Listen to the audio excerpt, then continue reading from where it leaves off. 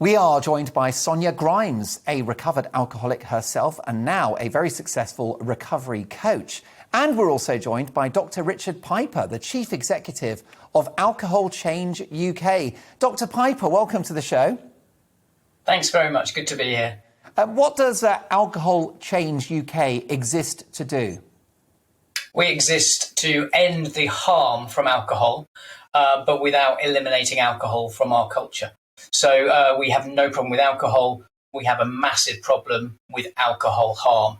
It is completely avoidable, but it makes life a misery for millions of people, families and communities.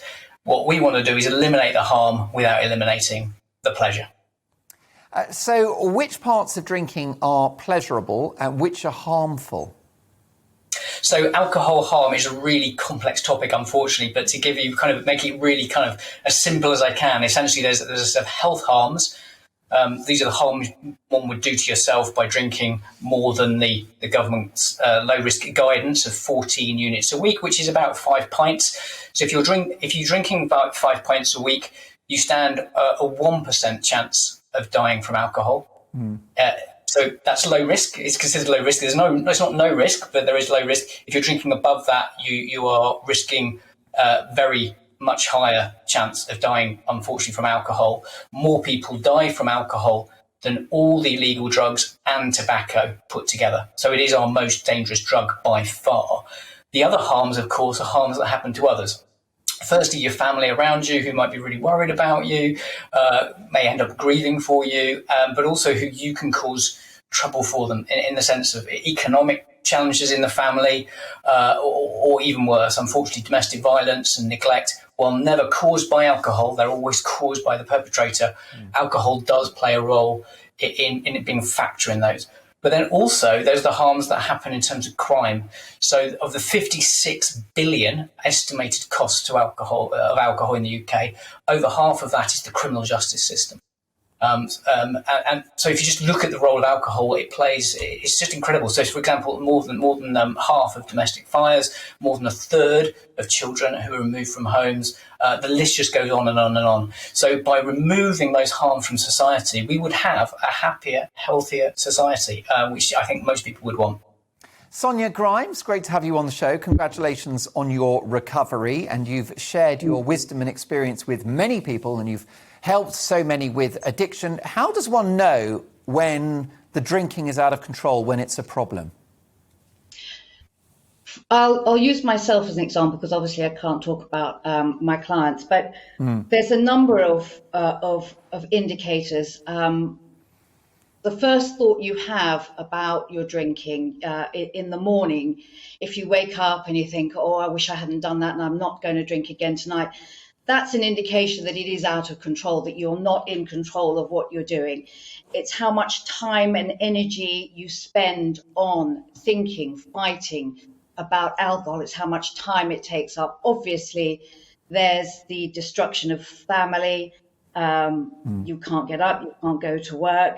But it's different for everybody. You don't have to be drunk every day. You don't have to be drunk or drinking every day for it to be the problem. You can just be, when you feel that alcohol controls you, that's when you have a problem. And from your experience, Sonia, what sort of percentage of society do you think do have an issue with alcohol? Because it's Saturday night, the pubs will be chock full. How many of those punters have an issue, do you think? I actually couldn't say, Mark. I don't know, because the issue is only when they think they have an issue, to be honest. If they don't think that there's a problem, it's not a problem. So I know in my experience that so many people will say, oh, I'm just enjoying it, where in actual fact inside they're dying because of the way they're drinking. Maybe not physically, but emotionally dying. But they can't say I have a problem, because the minute it's out there, you've got to do something. So it's easier just to, it's fun, I'm just enjoying myself. So I think it's a huge problem that I believe the drinker knows, but can't say out loud because their expectation of being able to change is so low. And once you said it and you've acknowledged it, you've got to do something. Richard, is there an acceptable amount to drink every week?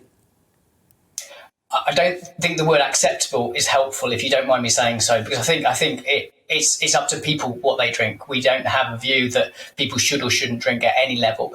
What matters is what people's choices are about the decisions they're making. So, in answer to your previous question to Sonia, around 10.8 million UK adults are drinking over 14 units a week. And we used to think that was safe. We used to think, look, it's not that much, 5 pints a week. What we know now from the science, and the science is improving all the time, is what scale and level of damage that does to the body. So many of the organs are affected by alcohol. It affects so much of the body. And in particular, 7 forms of cancer are directly linked to alcohol now, caused by alcohol. Alcohol has now been classed as a type 1 carcinogen, along with nicotine. And as the science gets a better quality and the evidence grows, the dangers of alcohol become kind of ever more apparent. What used to be something that we used to think is a pretty harmless commodity, I think we're now understanding is a genuinely dangerous and certainly addictive drug. So I would say, we've got a big problem in this country. You can tell that from the figures. So 1.25 million people attended hospital last year with alcohol. That is a huge amount of people, a huge pressure on our health system that we don't need to be having. And it's completely avoidable.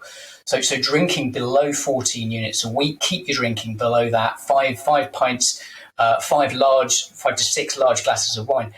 And you're doing everybody a favour, not just yourself, but also the world around you.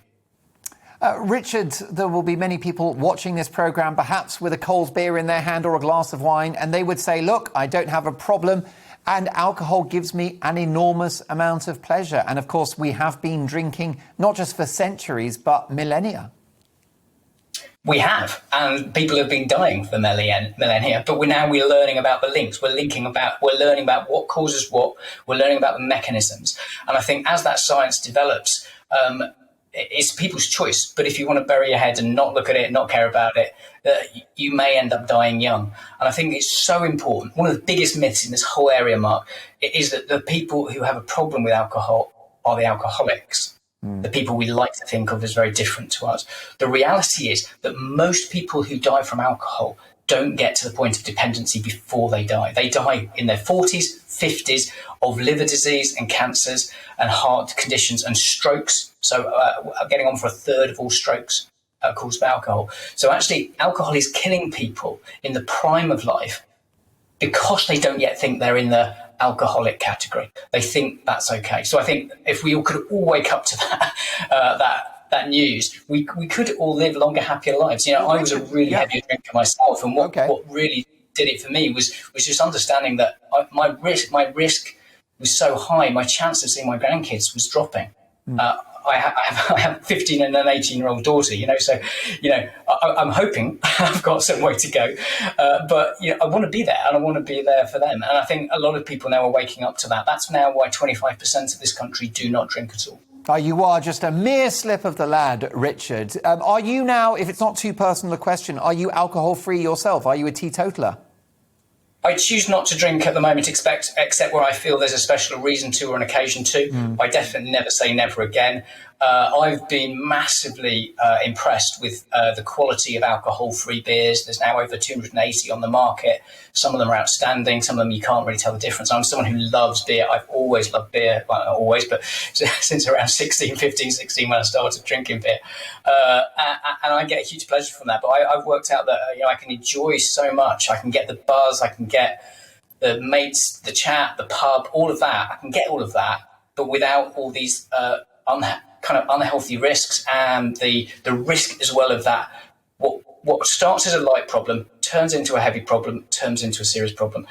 That's how addiction works. That's how drugs work on us. So for me, not drinking is been amazing, honestly. But I would never say never again. And I certainly wouldn't judge anybody who drinks. We don't do judging at all. We can't be bothered with judging people. It's awful. We don't want that. Sonia, it's often been said about alcoholism that it's the disease that tells you you haven't got it.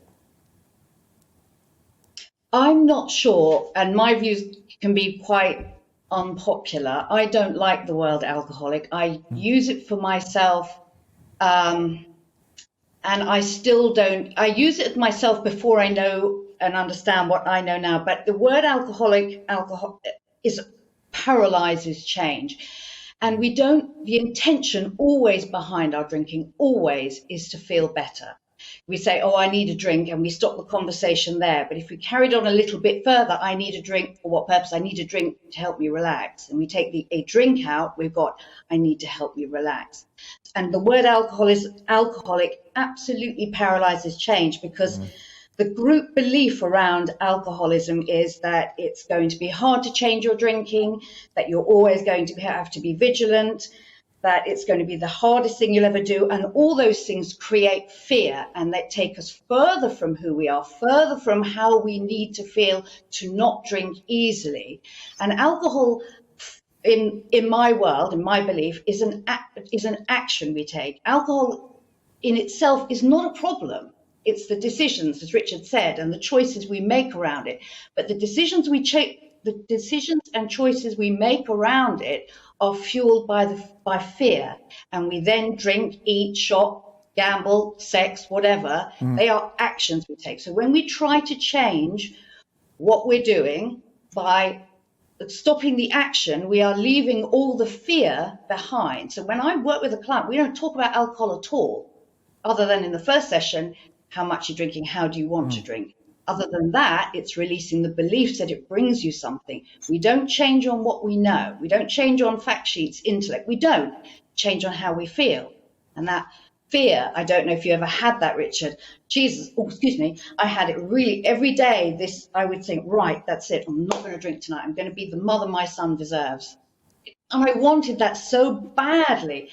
And come the end of the day, it was like a fear, a silent fear would rise up from my gut that would engulf me. My hands would be sweating, and I would think that was me craving alcohol. And it wasn't. It was that fear that I drank then to comfort. And it's so important that we start to have a different conversation, a wider, deeper conversation, because when we try to control or be mindful around alcohol, we're looking at the action where we need to be mindful around us, how we're feeling, what we need. Can I just say something? I completely agree with you, and I can understand from your answers why you've been so successful as a recovery coach, because I've done a lot of research into nicotine addiction, and I'm particularly fond of the Alan Carr Easy Way method, and it ties in very much with your attitude to alcohol. The word alcoholic is an unhelpful label. It's an albatross around your neck. It's pejorative. It's shameful. It's something to be embarrassed about. And as you say, it's rather a case of informing people about what it is that they're putting into their body and sort of deconstructing all of the myths around booze and the imagined benefits, I suppose. Can I ask you, Sonia, very briefly, is there a way to control your drinking? Can people watching this cut back successfully? What's your view? Yes, because if you take the alcohol, as I said, it is about deconstructing it, but it's about taking the energy, the emotion around alcohol and what it will bring you and separating yourself from that so that you are viewing it as something that you do at certain times with the intention of making yourself feel better, and the result is different. Yeah. So you don't need to control feeling better. You need to deliver feeling better. You need to know yourself. You need to be aware of what's going on. If there's days when you can not drink easily and days where you can't, you have to drink. Alcohol doesn't change. Alcohol stays the same on both days. So what's going on within you? We need a different level of awareness. And it's not about shining an interrogation light or what the hell is wrong with you, which is what I always did. What in the name of whoever? And, you know, you're useless. You're a bad mum. Those things all make you feel bad. What's going on, darling? What self-parent? Can I say something, Mark? It's really important. Really important. So, my son, this is my 7th soberversary at October. It's not when I changed my drinking. I changed my drinking in the May, but it is the day, the month, I think it was the 1st, that my son finally came to me because I didn't bring the subject up with him because he'd had enough. and said, "Mum, I believe you," just out of nowhere. And I was like, "Oh, what is it you believe, Mum? What is it you believe, darling?" And he said, I believe you now. I believe you." So it's huge. Changing your drinking, there are no downsides whatsoever. I'm a person I love. And I was a mad drunk for 28 sodding years. And I could cry. I love what I know to be true about myself now.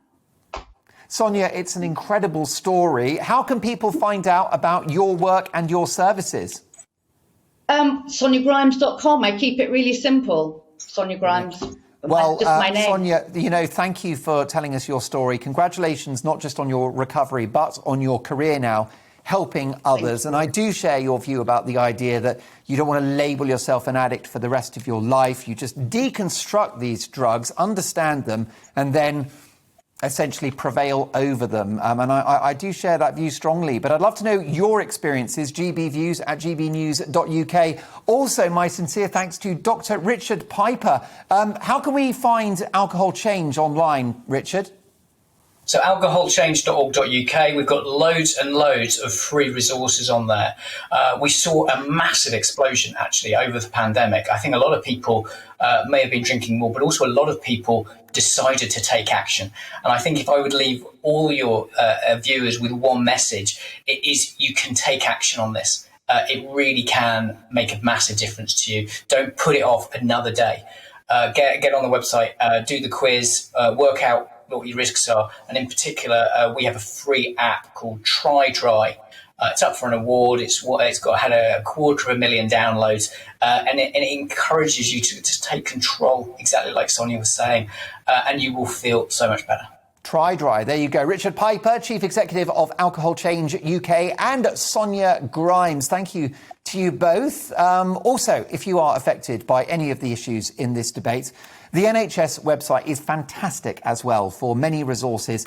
Remember, if you are struggling, if you are suffering a private issue, if you're afraid to talk to someone, then reach out because help is always available.